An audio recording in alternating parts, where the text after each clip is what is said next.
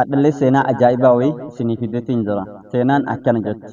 Shabaaba Rabbi sodaatu wayiitii fi akkasuma shamar karaa badde takka wal isin barsiisa. Gaafa tokko akkana ture. Intala takkatu qe'ee irraa baatee imala deemuudhaaf osoo deemtu karaan jalaa bade. Karaan jalaa badeeti gara itti guurtu wallaalte. Eega gara itti guurtu wallaaltee booda dirree Saharaa kana keessatti kallattiin jalaa badee kallattii itti dhufte seetee kallattii biraatti deemte. Kallattii biraatti deemtee namas arguu hin dandeenye. Akkasumas waan tokko arguu dhabde. Gara kallattii irraa dhuftee fi kallattii itti deemtu walii wallaala. Akkasumatti dhamaatee osoo olii gadi joortu goojjoo agarte. Mana wayii fageenya agartee namni iddoo kana jiraachuu ni danda'a yaada jedhuun gara mana sanii imaltee jechuudha. Ergasiin deemtee mana san geette ammoo mana san nama tokko agarte. Yee jette warra manaa jettee yoo isin nagaa gaafatte afaanuma isin beektuun nagaa deebisaniif. Isinis nama arguudhaaf hedduu gammaddee maa jennaani dura kophaa isii turte dachi keessa bakka hin beekne jirti san waliin garamitti akka deemaattuu fi eessaa akka taatellee harkaa wal badeetiin jira. Namni kun kallattii naqa jecha yaada jedhuun hedduu gammaddee jechuudha. Yeroo isiin sa'aatii nama kanaa dhuftu lafaa galgalaa ittiin jira. Isaa nama dardaraati. Nama dardaraatii kophaa isaa jira. Namni biraa mana hin jiru. Kootu sen maal taatee jedhee gaafate. Isiin gaa ani karaa osoo deemu karaan naan bade. Karaan erga naan bade ammoo gara goru wallaale. Kallattii itti dhufaaruuf kallattii itti deemullee walii wallaale. Kallattii irraa dhufeerra akkana keettuun barbaadaa jetteen. Hayyee eessaa dhufte jennaani bakka irraa kaatee itti himte. Kallattiin ati irraa dhufte duuba kan keetitti hafe. Kallattii itti deematu ammoo kallattii biraati. Ani ammoo boru karaa irra si kaayaa bultee ganama deemtaa jedheen namichi. Isiinis hayyee jettee uf sodaata bakka inni siree takka qaba nama dardaraati waan ta'eef siree isa irra bahii ciis jedheen. Isiinis sodaata lakkasuma taa'aa jennaan bahii ciis rakkoo hin qabu jedheen. Isiinis siree irra baate. Siree irra erga isiin baatee ciiste booda isiin namni kun dardara kophaa isaa jira ollaa isaa namni hin jiru nama akkam adda jiraatu jettee yaaduu jalqabde. Osuma kana yaaddutu deebitee ammoo namni kun yookaan badina irra raawwata yookaan narra miidhaa geessuu danda'a uffata jala deebitee boottii jechuudha. Isiin hin bootti. Isa nama dardaraati. Isiidhaa kophaa jirti. Sheexanni illee waliin jira. Namicha kana waa afoo. Intala tana maaliif yookaan waa'een isii qalbii isaa keessa deemee jechuudha. Isiidhaan gammaduuf yookaan ammoo isitti fayyadamuu yaada. Erga sanii booda sodaa nama sodaa rabbii qabu waan ta'eef obsee dadhabe. Dadhabee jennaan korraaza hin beektanii ijoolleen hedduun namni kamuu nama baadiyyaatti korraaza yookaan faanosa waan jedhamtu jira. Faanosa osoo hin taane korraaziin kirriidhaan waan ol bahee ibiddi isaa gubbaatti mul'atu. Faanosni immoo bilillee keessa boba'a hin beektan. Korraaza qabaa korraaza san qabsiisee maal godhu quba isaa kana quba jalqaba xiqqaa irraa kaasee gubuu eegale. Isiin dura badina irra raawwata jettee sodaattu ani maal bira dhufe wanti kun namaayyuu akkamitti qaama ofii guba jettee yaaddoo keessa himte. Quba isaa kana ka jalqabaa irraa korraazii kanarra qabee gubuu jalqabe. Yoo inni gubate kaan itti dabalee gubuu jalqabe. Quba isaa shanan kanaayyuu gubee waliin gahee jechuudha. Yeroo quba shanii kana inni gubee waliin gahutti quba shanan hafillee itti gubuu jalqabe. Isiini namni kun ammaa na ajjeese. Namaa miti wanti an bira dhufe kun yookaan sheexana yookaan waan biraati jettee sodaadhaan irraa turtee buhaa bulte. Inni harka isaa ka gubaaru kanaan laalaan itti qabatee gubataatiin bulte. Osoo jarri akkasii jiran lafti bareedee jechuudha. Isii badii takkaillee itti raawwanne. Isiinis hin rafne innis hin rafne jechuudha. Jarri lachuu osuma taa'an waluma laalaa bulanii ganama been karaa si qajeelchaa jedheen. Hayyee jettee yoo isiin karaa na qajeelchi jetteen shaashii manaa fudhatee harka isaatitti ka gubataa bule kanatti maree fuudhee karatti hin qajeelu. Fuudhee yeroo karatti hin qajeelu intalti intala mootiiti intala nama beekamaati jechuudha. Intala tana barbaachi jiran hin baatee karaa isin deebite hin beeka waan ta'eef barbaacha kana. Osoo isii barbaadu jiraniyyuu osuma isii barbaadanii namni kun qabatee gara qeesitti imaleen jechuudha. Yeroo inni fidee achi geessu abbaadhaan walitti dhufe. Abbaan itti fiige. nama kana maaliifi waan isii affanee yookaan isii ukkaamsee isii miidhaa wayii irra geessuudhaaf namni kun qabatee deemuun jiru seeti qabatee jechuudha achi intalli irraa dhoowwitee eegasanii abbaan isa gaafa intalli tun akkamis bira dhuftee jedheen karaa deemte na dhufte mana kiyya gorte kallattii isii itti deemaattu kallattiin mana isii gargari namni kun nama lafa bade jedhee bulche erga bulche isiin kophaa jirti an kophaa mana kiyya keessa jira kana waliin fedhiin namummaa na dhagahame fedhiin kiyya kan to'achuu dadhabnaan harka kiyya gubee laalaa anini isiidhaaf qabu san laalaa ibiddaatti jijjiiradhee harka kiyya kana gubee jedhe gubiinsa harka kiyyaa osoo na dhagahamu awwaa'ee isii dagadhee nagahaan bulee jedhe nagahaan bulee rabbiin ibidda ammaan tana khurraajii kanarraa na gubu caalaa ibidda rabbiin bor jahannamitti na gubu san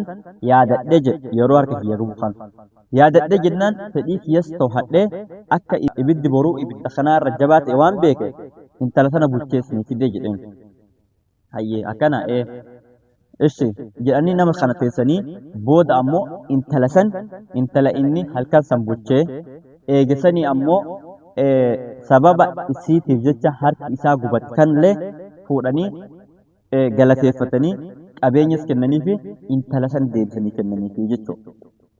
Intala san deebisanii maal godhanii isumaa kennan. Amma namichi kun waa meeqa argate? Waan jajjabaa sadii argate. Tokkoffaa irratti rabbiin biraa mindaa yoomuu hin dhabamnee fi ammallee jaannat rabbii argatee jechuudha. Maaliif namni badii hojjechuu danda'u osoo isaan keessatti womaa isa hin qabin azaaba rabbii ka boruusa yaadatee arraan kana qaama ofii gubee fedhii qalbii isaatti dhagaamsan of keessatti dhaamsuudhaan rabbi biraa galata guddaa qabaa jechuudha. Nama rabbi jecha waan tokko dhiise nama rabbi jecha fedhii isa to'ate waan ta'eef. Lammaffaa intala silaa halkan sambichaa waliin gammadee halkan sambichaa itti gammadee eegasanii ammoo waan kan kallattii biraatiin itti gaafatamuu danda'u jireenya guutuudhaaf isii argatee jechuudha.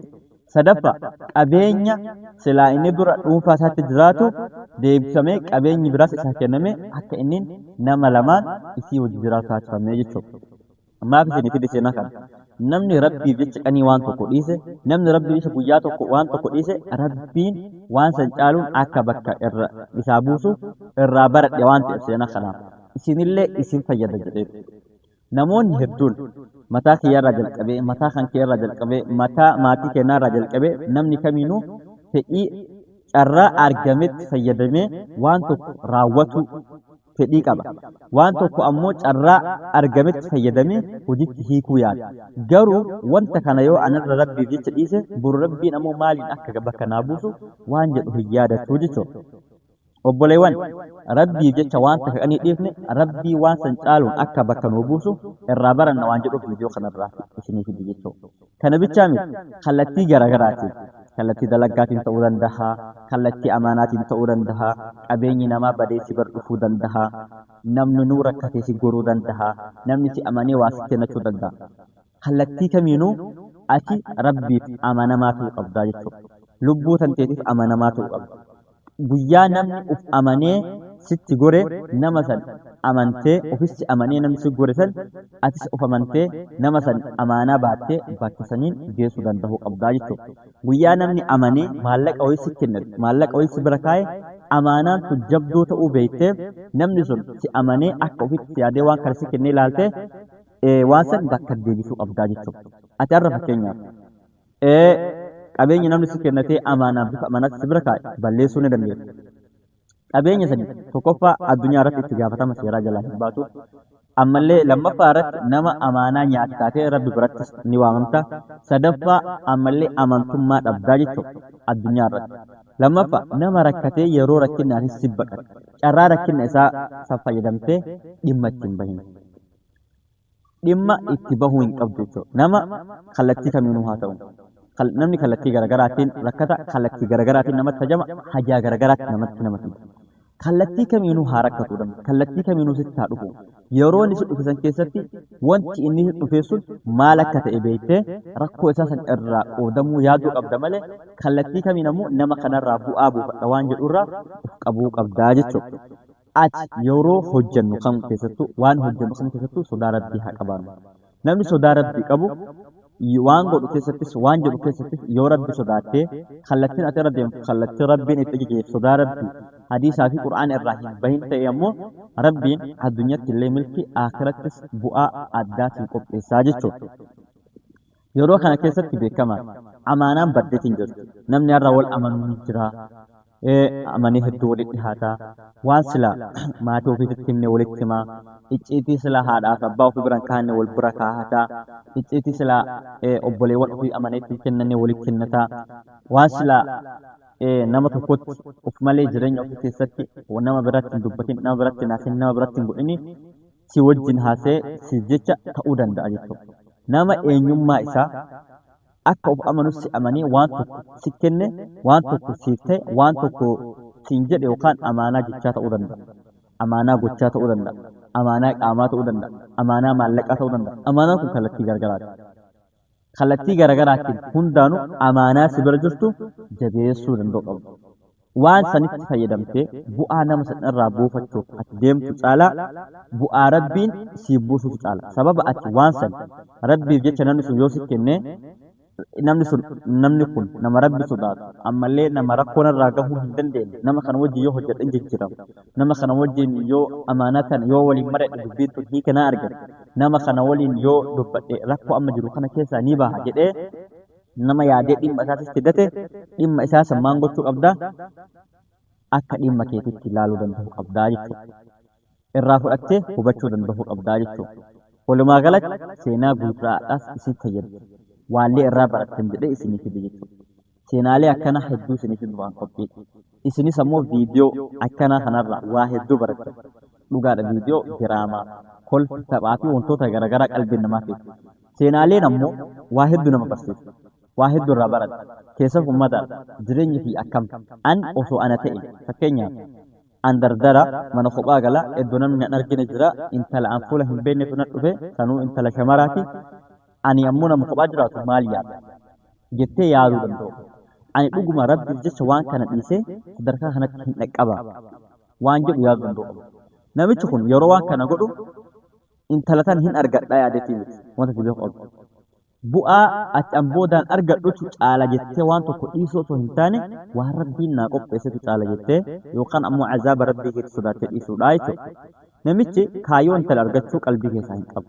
Intalli intala mootiiti inni qotee bulaa taraa nama tokko jechuudha. Jiraata nama maatii fi akkasuma ollaallee hin qabne jechuudha. San waliin intala arra argee bulchee maalummaa isii baree geessuuf jira malee intalli tun maatii naataati yookaan waliin jiraadha jireenya isii fuulduraa wajjin dabarsa jedhee karoora hin qabu jechuudha. Arra osoo inni nama kanatti waan badii raawwatu ta'e nama kana miidhaa biraarra geessu ta'eeti namni kun waan kana argachuu hin danda'u jechuudha. Sadarkaa madaqame kan dhaqqabuu hin danda'u jechuudha. Garuu inni waan kana rabbi jecha dhiibnaan rabbii waan hin caalu isa bakka buutee jechuudha. Yeroo kana keessatti nus akkasitti yaadnee yeroo amaanaan badde kana keessatti amaanaa qabuu danda'u yeroo wal amanuu dhabame kana keessatti nama amanamaa ta'uu danda'u qabnaa jechuudha. Jireenya keessatti amanamaa namaa ta'uu caala wanti nama gammachiisu hin jiru. Ati nama amanamaa yoo taate waa hunda keessatti hin barbaachisu. Hojjechuudhaaf filaan hojii beennaan maallaqa hin dhabdu yoo amanamaa taate jechuudha. Amaanaa namni bira kaachuudhaaf of hin sodaatu jechuudha. Irra jaalatamaan nama amaanaa baachuu danda'u. Irra kabajamaan nama icciitii dhufuu danda'u. Irra kabajamaan irra jaalatamaan irra fudhatamaan birattis qabaatan nama waa wayii waan itti dhufe waan badee bira ga'e waan amaanaan ta'e waan kallattii garaagaraa keessa dhufe wayii kaayee akka isin jirtutti bakka deebisuu danda'ee jechuudha. Kanaaf seenaa irraa kanarraallee waa barattanii tan jedhee abdii qabu. Yoo viidiyoon kun hin tolle laayikii godhaa. Yoo makna karaa faaraa taatan sabiskiraayibii godhaa. Saahiba si irra qabaatan sheer irratti godhaati akka innis dhagahee irraa fayyadamu taasisaa. Viidiyoo barnoota qabu kan biraatiin haga walitti deebinutti nagahaan naa tura. Isin jaaladha. Assalaamu alaikum wa rahmatullaahi wa barakaatuh.